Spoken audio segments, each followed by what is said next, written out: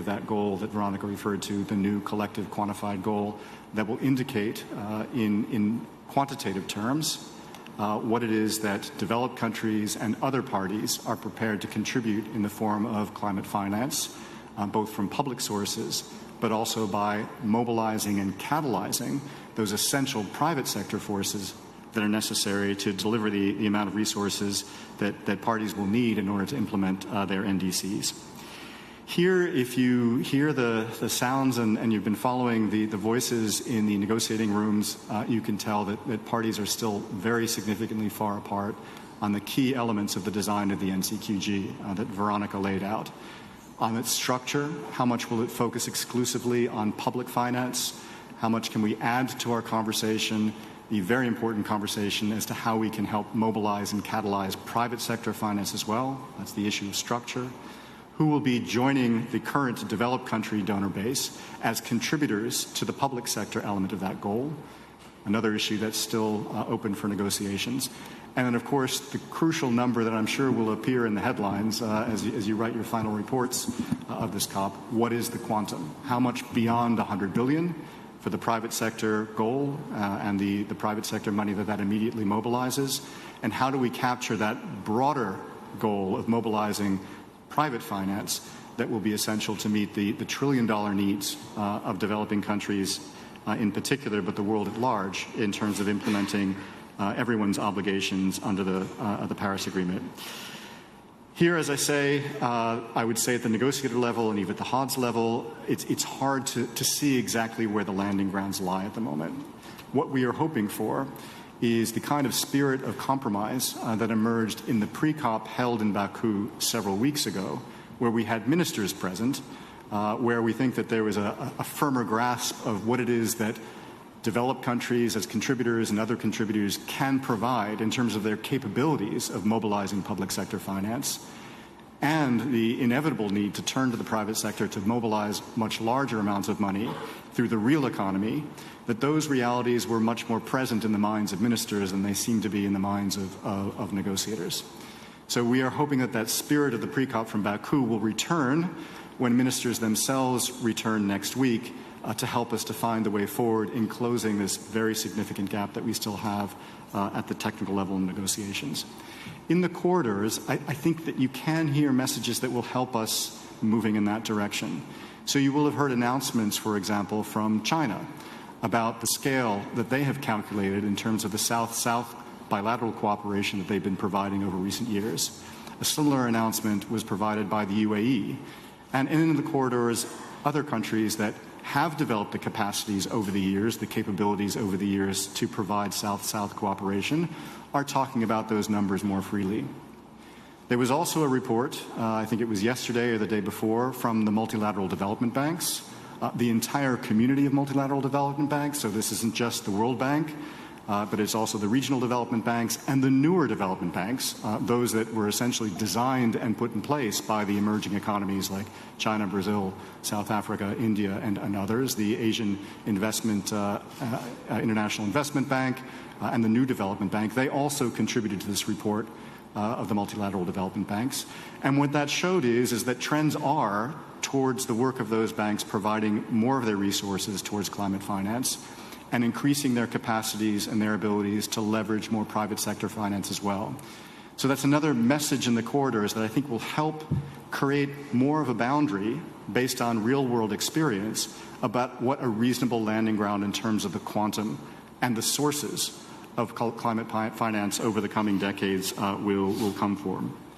There was also a report that was published, I believe it was early today, which is the third report of the International High-Level Expert Group on Climate Finance, which has also been generating numbers to help guide policymakers towards what is both ambitious but also achievable in terms of the levers that we can pull at the national level and international level to move public and private finance in the right direction.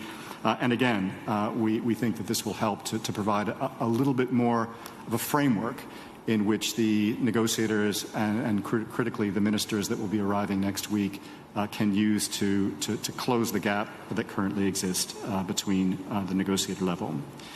So that's a quick, hopeful update from the negotiating rooms. If you have more specific questions about different elements of the negotiations, I'm happy to try to provide those perspectives as well. And I see hands going up already. But we remain hopeful, hopeful not only because these issues have been with us for a long time, and I think each time we engage on it, our understanding of where the landing grounds deepens, but also because we believe the political guidance will be coming soon from the ministers as they arrive. Over to Alistair to help manage the high level of interest in more detail. Thanks. Thank you, Jake. Okay, so we can open the floor up for some questions. Can I just remind you to say your name and the outlet that you work for, and please speak into the microphone that will be provided. Maybe let's start here at the front, the lady in blue, and the man just behind her. That would be great. Thank you very much. And then we'll see how we go. My question, Fidan Mamedova, Azerbaijan television. My question to Mr. Jacob Waxman. We know that climate change is the global problem for whole world. But some European leaders don't participate in the COP29. So what's the reason, and why do European countries not show unity against climate change? Thank you very much. Thanks. We'll take the next question and then do a round. The gentleman just behind in the scarf. Thank you. This is Antonio Piemontese, Wired Italia. So how much do you rely on the private sector, and are you supporting, as the European Union, a position to tax like the wealth ones or fossil fuel companies to get climate finance? And second question, what do you think about the Azerbaijan presidency in its role? I think it's getting smarter than expected. What do you think? Thank you. Maybe we can take one more question, and then Jake and Veronica can give their responses. Maybe Lucas there, just behind you. Lucas Knigge for Table Media. So on NCQG, we've seen two versions of the text, one yesterday, one today. Both of them really expanded quite a lot. Do you think the COP presidency is doing enough on the climate finance goal regarding the text that is coming out, and how it's dealing with the parties now, especially after the comments of Aliyev also yesterday? How did that affect the negotiations towards France and the Netherlands? Thank you.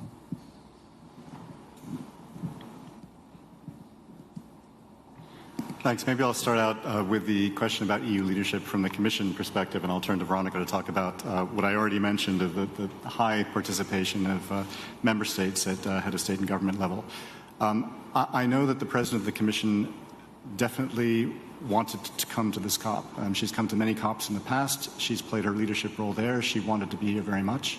But she also needed to fulfill responsibilities back at home in Brussels at a point in which she's just pulling together the College of Commissioners that will serve in delivering a mandate that is all about ensuring that the EU is on a pathway to net zero by 2050 and comes forward with all the targets and possible and policies necessary to achieve that.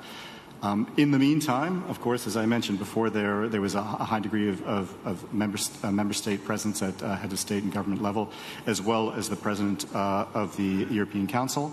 And my boss, the outgoing and incoming Commissioner for Climate Change, was here representing the EU on behalf of the President as well. I'll turn to Veronica in a moment to say a few words about member state leadership.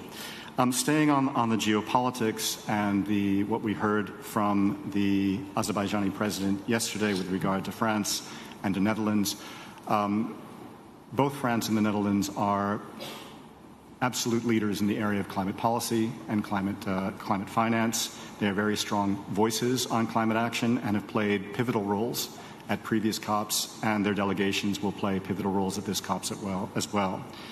Regardless of any bilateral disagreements, the COP should be a place where all parties feel at liberty to come and to negotiate on climate action. That's what the EU is doing now, and that's what we will continue to do to reach a successful conclusion at this week. The COP presidency has, of course, a particularly important role and responsibility to enable and enhance that full and inclusive participation. They've been playing that role this week, and we expect them to play that role next week as well. On the question on taxing fossil fuel companies and whether the EU is supportive of using carbon pricing as a way of not just incentivizing reduced emissions, but also generating financial resources to reinvest in climate policy, absolutely. We display that through our domestic policies, through the ETS, the emissions trading system, at the regional level, but many member states top that up with their own pricing on fossil fuels, et cetera. And we are active promoters of putting in place similar kinds of pricing around the world. In addition to that, we are very interested in exploring innovative systems for adding additional opportunities to ensure polluters pay and to ensure what they pay is reinvested in climate action. Examples of this would be our work through the ICAO, through the International Civil Aviation Organization, to implement fully and we hopefully effectively the CORSIA system, but also we're working through the International Maritime Organization to ensure that sector, which has been unregulated for quite some time, when it's operating internationally, also pays a fee. We're participants in this global solidarity levy process that you may have heard about, which is looking at ways in which we can enhance this in other sectors and with regard to other polluters as well. The question on the NCQG and the texts and what they say about the state of play of the negotiations, we are very worried because there were literally more than a year of preparation in producing the text that was quite long, that came into the negotiations through the work of the co-facilitators at the outset of last week. And that work was rejected as a basis of negotiations, unfortunately, when the work actually started under the NCQG contact groups. We know that the co-facilitators have now been given a mandate to produce a new text. That was tabled today. And we understand that has been accepted as a basis of negotiations, so there's a potential now to work forward. But it's still over 30 pages long. I've seen some versions of the outcome on the NCQG that have been no more than 1.5 or 2 pages in order to capture everything that we need to send the signals that are necessary under the new collective quantified goal. So clearly we are way off a landing ground if you look at the texts on their own. Does the presidency have a role in shaping this text? Absolutely. COP presidencies have had a critical role in generating texts for crucial outcomes of past COPs, and we would expect them to have to step into this as well. But usually, appropriately, and at this COP too, they need to let the negotiations take their course, to allow the technical level to exhaust all possibilities, and in doing so, signaling where the landing grounds might lie. Not through the text they're working on, but certainly through the interventions that they're making, the way in which they're expressing their red lines, the way in which they're signaling flexibilities. And so I assume, and I have every confidence, that the Azerbaijani presidency is listening carefully in the room. And when the time comes where the pen will be handed over them to help them to produce a landing ground, I'm sure they'll be there for us, but it won't be until next week, I would expect. So with that, I'll turn back to Veronica. Thank you, Jake. And to just add briefly on the NCQG and the presidency's role in that. So throughout this year, the COP29 presidency actually organized a number of events to bring us heads of delegations together, also ministers together, to facilitate the discussions, to bring us closer to each other. And that the last event as such was the pre-COP a month ago, where we could see progress.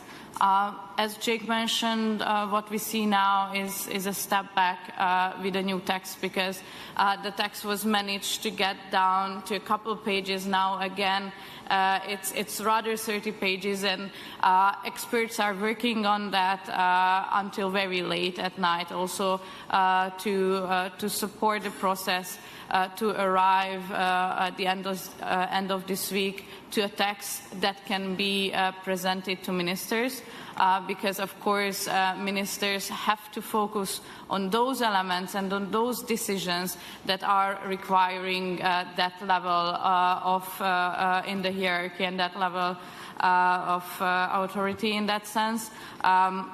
So at the technical level, experts are doing everything to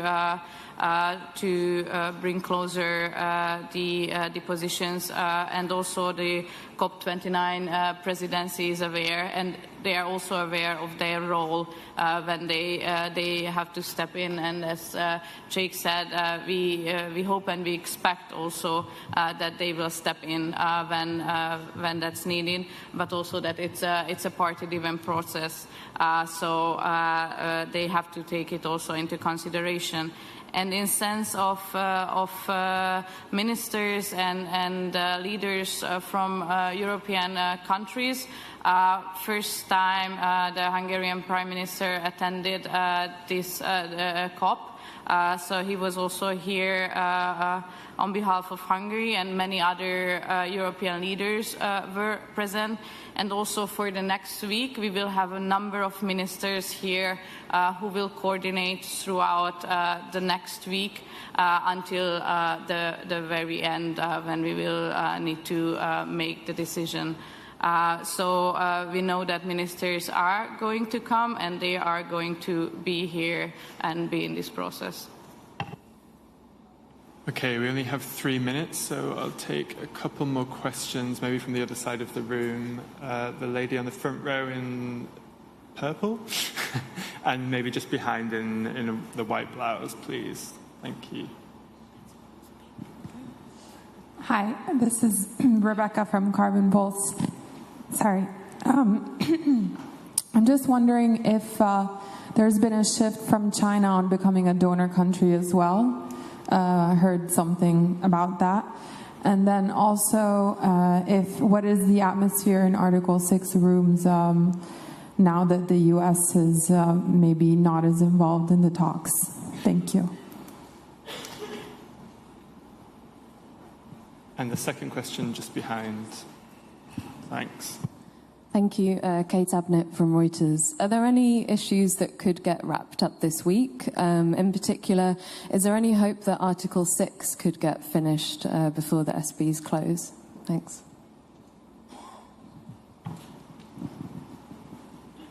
Okay, do you want to tackle? Maybe one more. Okay, you were first, the gentleman on the left-hand side here. Thank you. Yeah, one issue on the NCQG that I don't think I heard you mention was, Jake Fiddle with Christ. One issue on the NCQG is the idea of numerical set-asides for adaptation and loss and damage. I'm wondering if you can characterize the European position on that and your level of openness to quantitative thresholds on those thematic areas.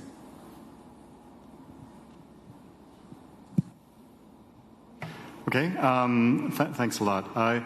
China as a donor country, best to ask China. I mean, I think they, as I said before, they had made this announcement that described what they think that their South-South flows amount to in climate finance over the past 5 or 6 years or so. An impressive number, not one that is subject to the kind of transparency and accounting methodologies that the current donor base goes through the OECD and otherwise, so it's kind of difficult for us to assess those numbers, but we're very pleased that China is putting itself into that space once again and saying that they're willing to undertake South-South cooperation. Whether that then leads them to signal that they're willing to participate in the NCQG, we'll have to wait and see.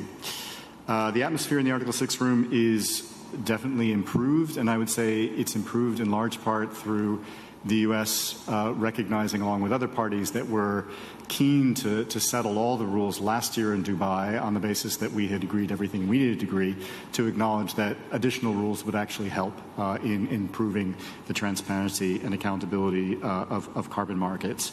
My perception is that they continue to play that role in the room now in helping to broker compromises and providing their expertise on both carbon markets but also on legal drafting, and the mood remains very, very constructive. Will that mean that we wrap it up this week?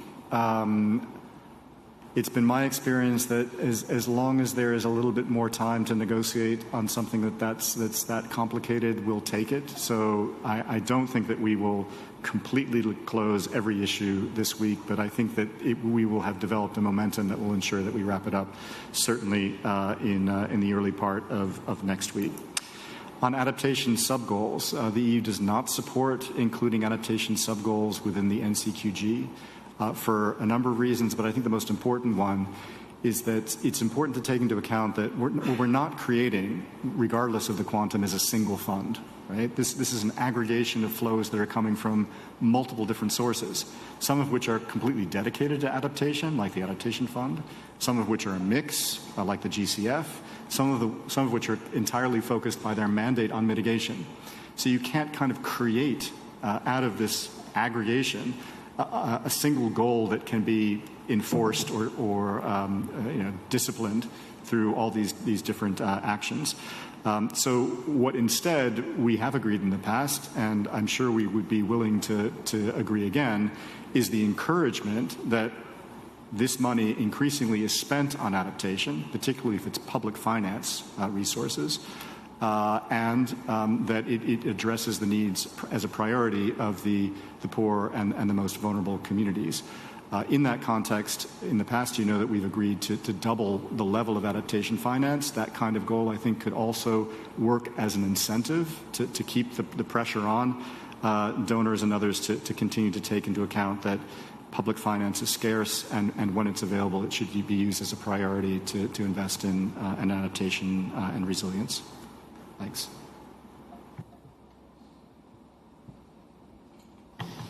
Looking at the time, I think we've run out. So thank you all very much. Sorry? Sorry, Veronica would like to make some further remarks. Yes, not on substance, but I just wanted to thank you for your work. Because I know that this process is very hard to follow from the outside. It's a very complex process with many things going on at the same time. Therefore, you being here, I think it's very important to inform your communities, your readers, about what's happening here in the biggest UN event, basically. So it's a very hard work, and thanks for your efforts in that from our side. Thanks, Veronica. So we'll wrap up there. Thank you very much for coming, and keep an eye on the agenda. We'll be holding more press conferences next week.